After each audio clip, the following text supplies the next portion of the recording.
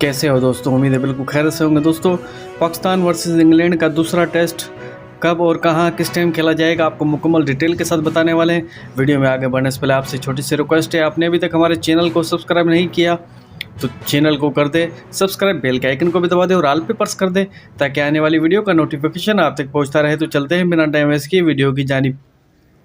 दोस्तों, पहला test England ने पाकिस्तान को हरा दिया और दूसरा टेस्ट मुल्तान में खेला जाएगा, मुल्तान स्टेडियम में। और ये मैच 10 बजे सुबह स्टार्ट हो जाएगा और 5 दिन तक ये मैच चलेगा। दूसरा टेस्ट जो है मुल्तान स्टेडियम में।